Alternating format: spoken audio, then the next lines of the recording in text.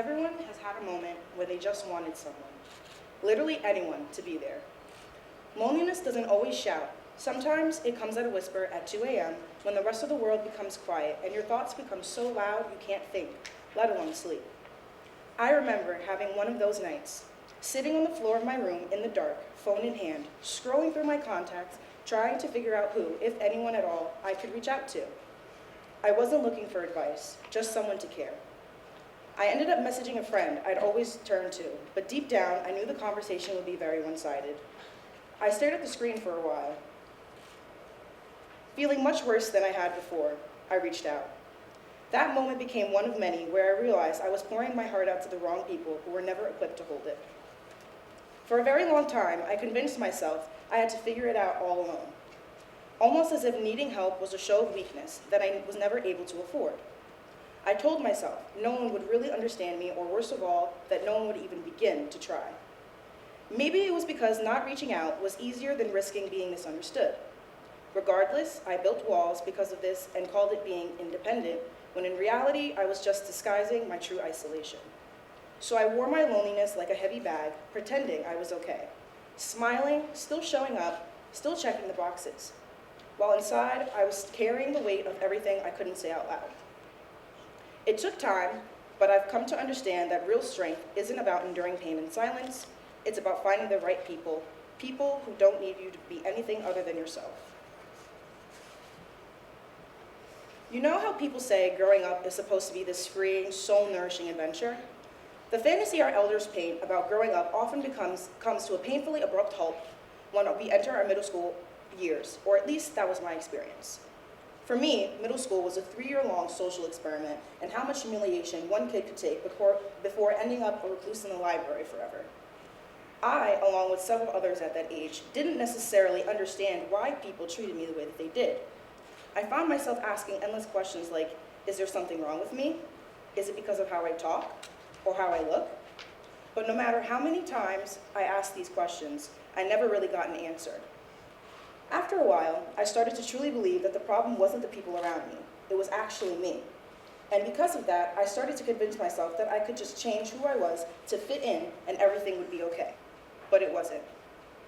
The things I then believed about myself as a result of my middle school social experiences carried into high school, but the experience still felt off to me. I wasn't being bullied anymore, but a part of me still felt lost.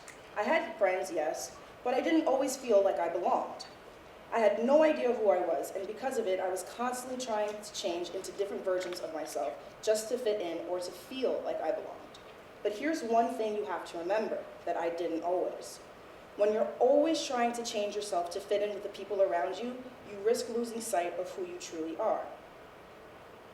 Little did I know that what I was actually doing had a name: code switching. Oxford Languages defines this term as the practice of alternating between 2 or more languages or varieties of language within a conversation. In the more digestible terms, Urban Dictionary defines code switching as speaking in a particular way using specific terms or references depending on who you're addressing or interacting with. A man named Einar Hagen first coined the term in 1959. Hagen was first known for his work studying the processes of language alternation, which is also known as the understanding of when individuals speak more than one language or dialect through the duration of one singular conversation. Code switching is actually far more common than you may think. You've probably done it within the last couple of days, whether you've changed your outfit to go from class to practice or even to just hang out with your friends. Contrarily speaking, code switching does have its drawbacks, yet some people rely on it because they want to adjust how they present themselves in order to align with the norms of different contexts. That said, code switching in these ways can cause identity conflict, authenticity struggles, limited self-expression, and creativity. But this is what makes code switching truly dangerous. According to the University of Michigan, choosing whether to code switch is a no-like decision because the modified behaviors you present to others have to be fully convincing at all times. It has to be all or nothing. In order to effectively code switch, you can't switch only some traits and not others. You have to change your entire behavioral profile successfully in order to convince people that your code switching behaviors are in fact your natural behaviors. The emotional and mental weight of constantly modifying one's behavior to fit different environments can be overwhelming. But as time went on, I slowly started to realize just how overwhelming and exhausting it truly was to feel like I had to be different versions of myself no matter where I went.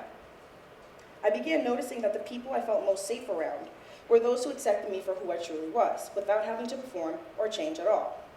With this, I began to lean on them more and more throughout tough times.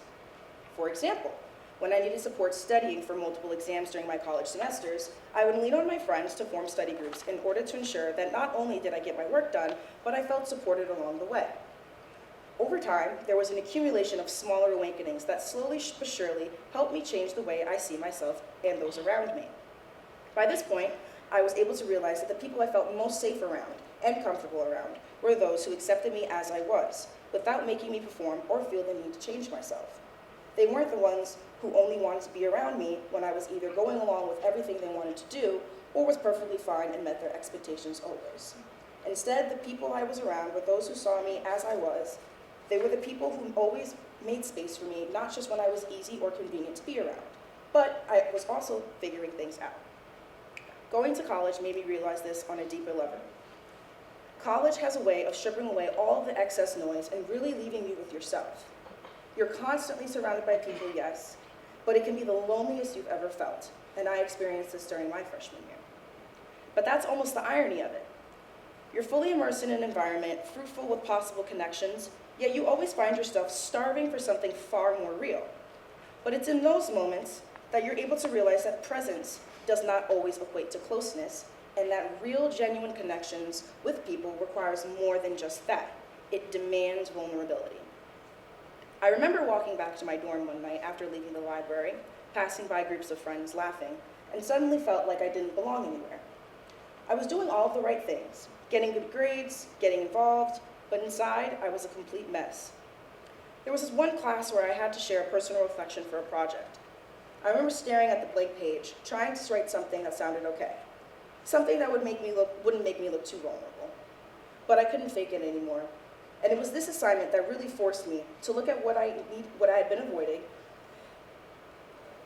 and how much I had lost myself trying to keep things together.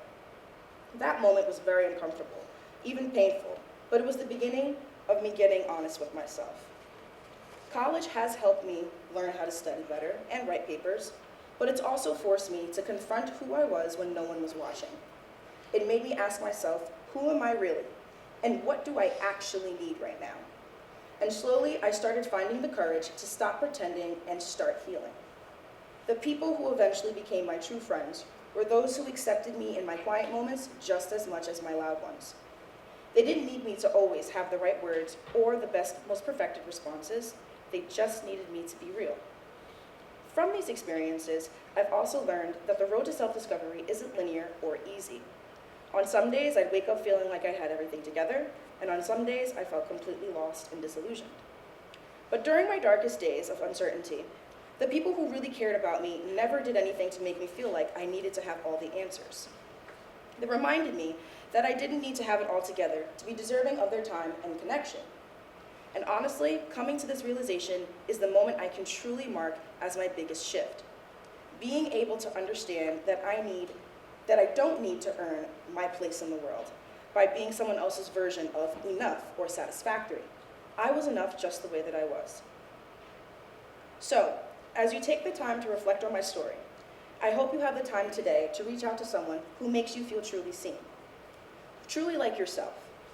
Send them a text, make a phone call, and if no one comes to mind immediately, start by reflecting on a time when you did feel genuinely accepted and understood.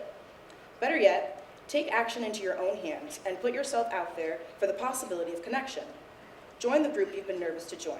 Sit with those group of kids you think are pretty cool, but haven't gotten the nerve to say hi to yet.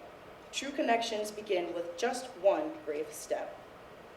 Who are the people in your life who truly accept you as you are, without demanding you to perform, change, or meet their expectations of you?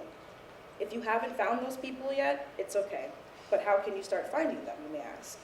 To be honest, the truth is, belonging isn't necessarily about fitting into the spaces where you feel like you're constantly in situations or around people who are demanding that you prove yourself. It's about being in spaces and places where you are valued just the way that you are. That said, I challenge you to pay closer attention to your relationships and ask yourself whether or not they add any value to your life and whether or not you can be your most genuine and authentic self around them. If you at any point feel like you're adjusting nonstop, making yourself smaller, or simply changing aspects of yourself just to be accepted by other people, take a moment to step back, take a breath, reassess those relationships. Look for people who embrace you for your silliness, your quirks, vulnerabilities, and even your insecurities. Because it's those people who will truly be there for you when you need, and to help you grow in ways you probably didn't even know. Lastly, I encourage you strongly to embrace the discomfort in your self-discovery. The discomfort in your own self-discovery can cause not only your own growth and development, but because knowing who you really are is honestly the first step in truly being able to be known by others. We're able to understand who we are in a better space to stop settling for basic, surface-level interactions with people and begin to look for the kinds of connections where we can fully show up without shrinking ourselves. There will be times where you feel lost, as if you have no idea what you're doing and as if you don't belong. But despite this, these are the moments that are a part of the process. In those moments, pause, breathe, and reassess. And most importantly, be kind to yourself. You're not expected to have all the answers always, just the courage to keep going. Instead of being afraid of the difficulties, be optimistic in embracing new companionship and finding your people.